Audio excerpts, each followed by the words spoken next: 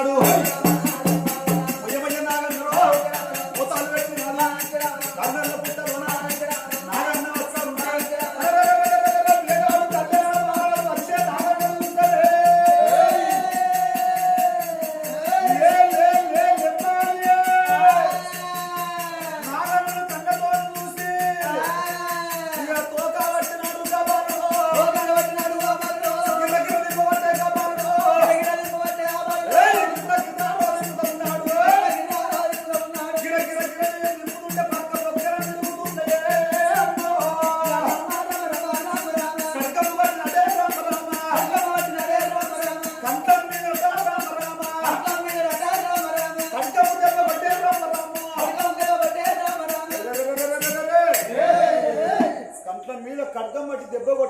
అప్పటికి పిల్లగానికి 12, 24 ఏళ్ళు నిండి గంటల మీద దెబ్బ కొట్టే వాళ్ళకల్లా నాగుంబాము అవతారం పోయి ఆగో శివనాగ కన్య రూపం వచ్చింది. ఓ పెద్ద శివనాగ కన్య రూపం వచ్చే వరకల్లా అమ్మా నువ్వు మారిపోయి నాగంగ పానం పోతే నువ్వు మారిపోయి ఒక్కడ స్థిరమై పుట్టినవు. ఆగో నాగ రూపం కనబడుతుంది నీ లోపల నువ్వెవలా అని అడుగుతున్నాడే కళ్యాణమరాజు. వీర కన్న కొడుక నా కట్టము అడిగినవా నా కొడుక నా బాధాలు చూసినవా నా కొడుక నా కొడుక ఇక్కడ దగ్గర నక్క నాగలోక పట్టణంలో నీ బాబు వచ్చింది నా కొడుక కోసం వేసి శివనాగ కన్య కొప్పులో పడ శివమాని కన్య పట్టుకొని వచ్చిందివా అమ్మా. తీసుకొచ్చి నీ తల్లి చికల్ల పెడితే కానాడు నువ్వు వచ్చినాక నా కొడుక నువ్వు ఎల్ల పిల్లగాని అయినాక నీ ఎడవ పాదం అందు నీ తండ్రిని చంపిన నా కొడుక నీ అన్న తండ్రి చంపిపోయిన మోహలే నాగలోక పట్టణంలో పడికి నాకు దారి లేకుండా అయిపోయింది. అలనాడు నా తండ్రి నీ చేతిలో పడి నా ప్రాణం ఉన్నదా నా తండ్రి అంతే నా కొడుక. ఇయ్యల్ల నేను నల్లని నాగన్న అవతారం కట్టుకొని కాసగంటల్ల వండుకుంటే ఓ తల్లి వల్ల నువ్వు తిండి తెలిసిన అమ్మాయి వల్ల నా చేత దెబ్బ కంట్ల మీద కర్గమ్మటి దెబ్బ కొడుతు నువ్వు మారిపోయినా అంటూ పాప విమోక్షం అయిపోయింది. శాప విమోక్షం అయిపోయింది కాబట్టి అమ్మ ఇన్ని తెలిసింది నీకు. మరి నలుగన్న నా తల్లి నా తల్లిరా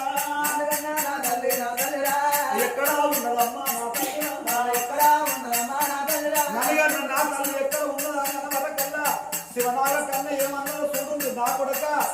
ఆనాడు నువ్వు ఆ నీళ్ళ కొరకు పోతే చెట్టు కింద నీ తల్లి ఉంటే పోయే గొండోళ్ళు వచ్చి నీ తల్లిని దొరకబట్టుకొని తీసుకొని పోయి కాళికాదేవి కాడ బలిహారం ఇస్తామంటే పానం పోలేదు. కాళికాదేవి ప్రత్యక్షం అయింది. ఆగో నీ తల్లిని పోయే గుడానికి రాని చేసిందిరా కొడుక.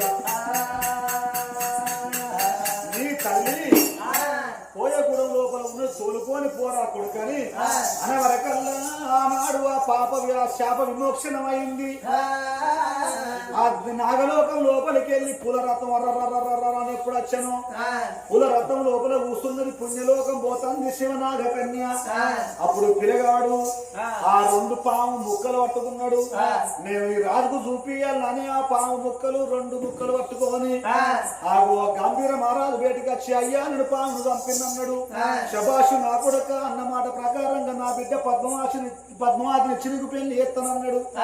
ఓ మామయ్య నీ బిడ్డ కొరకు నేను రాలేదు నా తల్లి కొరకు ఆడుకుంటా వస్తాను తప్పకుండా ఇవాళ నీ బిడ్డను నా ఎంబడి నువ్వు తోలితే నా తల్లి నాకు దొరికినాక నా రాజ్యం లోపల ఘనంగా పెళ్లి చేసుకుంటే మతలా పంపితే అప్పుడు రమ్మన్నాడు. సరేనా అని పద్మావతిని తీసి పిల్లగాని చేతులు పెట్టే వరకల్లా ఆ పద్మావతిని తోలుకున్నాడు. ఇక్కడికి దగ్గర మరి అడుగు లోపల శంచుల మెట్టుకొచ్చి ఓ తల్లి వసుంధరదేవి నీ కొరకు తిరగని రాజ్యం లేదు అమ్మా తిరగని దేశం లేదు. నువ్వు ఇక్కడ మారాను అయి రాజ్యం వెళ్తున్నావా తల్లి అని చెప్పి తల్లి కాళ్ళు మొక్కే వరకల్లా నా కొడుక నీ కొరకు నేను ఎన్నో బాధలు పడ్డ కొడుక ఎంతో కష్టపడ్డా నా రాత ఫలితం గిట్ట అనుభవించే కాలం వచ్చింది కొడుక. శంచొల్లు నా ప్రాణం ఇస్తానంటే ప్రాణం పోలేదు. అగో ఈ శంచొల్లు మెట్టుగురు అని చేసేందుకు కొడుక అని కొడుకు మీద తల్లి మీద కొడుకు వాడి కలకల కట్టకాల విధంగా ఆగో అప్పుడు ఆ శంచొల్లు అందరూ అయ్యా మీరిద్దరు సత్యవంతులు ఉన్నారు, మీ తల్లిని తోలుకొని పోవాలి అని దండం పెట్టే వరకల్లా మీరు నాకు దండం పెట్టుడు కాదు, నేనే నీకు దండం పెడతాను, నా తల్లిని కాపాడిండ్రా అని శంచలకు దండం పెట్టి తల్లిని తోలుకొని ఆగో మరి ఇక్కడికి దగ్గర మొదటి పట్టణము ఆగో త్రివర్ణపురి పట్టణం వచ్చింది. అయ్యా కళ్యాణ రాజు త్రివర్ణపురి పట్టణం వచ్చే వరకల్లా కోటోడు రాజ్యం వెళ్తాడు. కోటోని అడ్డు మీకెళ్తే అంతమంది ముడ్డి మలగాలే అని పిలగాడు ఆ కళ్యాణ రాజు. అమ్మ కాసేపు నువ్వు ఇక్కడ కచ్చిన కాడములు సొమ్మ అని శంకరి గారి వేదికి వచ్చింది. అయ్యా కోటోని వేదికగా కోటి శంకరి మాటలు మంచిగా రాలి ఏ ఊరుగా పొడే పలరా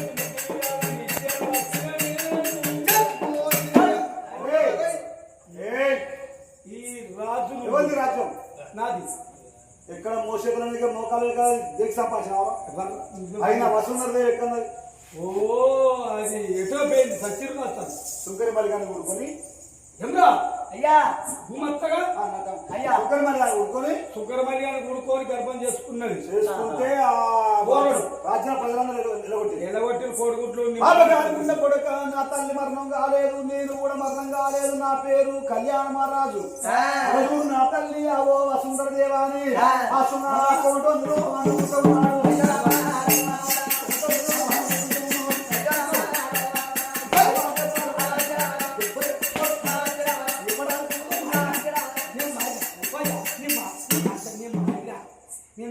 నిన్నిడిసిపెడితే ఇక నువ్వు ఇంకా ఎంతమంది రాజ్యం చేసే అవకాశపడతావో ఓ దుర్మార్గుడా నన్నుగా పక్కనియరా అని అదే కచేరు ఉందట. ఆగో కచేరి కాడ కరకర కరకర గొంతులు కోసి కచేరి ముందట పాత్ర పెట్టింది. అయ్యా కోడి శంకరయ్యను విలవిల విలవిల కొట్టుకొని చచ్చిపోయి కోడి శంకరయ్య అందుకొరకి అందరూ అవలాల అక్కలాల ఎవడు తోడుకున్న బొందల వాడే పడతాడంటే ఇదేనేమో వారి పాపాన వాడేది అందుకొరకి అంటారు శనున్నెత్తి పెద్దోని కొడితే పెద్దోన్నెత్తి పెద్దవాళ్ళు కొడతారట. ఆగు రోషిందే పాడికత్తది బిరుకులున్న శను బరకతుంటదట.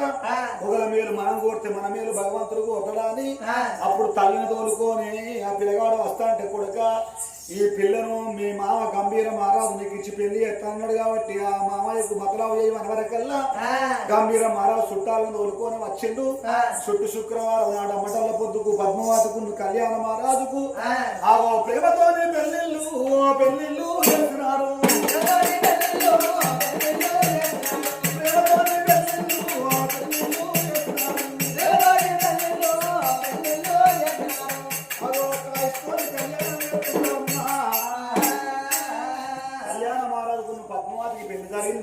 నాలుగొద్దుల 4 వేలు జరిగే వరకల్లా కొడుకా మీ రాజ్యం మన దేశం మీ తండ్రి వెళ్ళినట్టు రాజ్యం వెలువ అని అంటే కళ్యాణ మహారాజు ఎందుకు పోసుకుంటున్న బంగారం పోసి రాజ్యం దేశం పరిపాలన చేస్తుంటే అప్పుడు ఊళ్ళో ఉన్న ప్రజలు ఏమంటున్నారు కళ్యాణ మహారాజుకి జై జై అని అంటుంటే ఇది నాది కాదు పేరు, మా తల్లి కష్టపడ్డది కాబట్టి మా తల్లి వెతలే రానున్న కాలంలో కథలాయి వెలువల్ల అని ఈ కథ పేరు.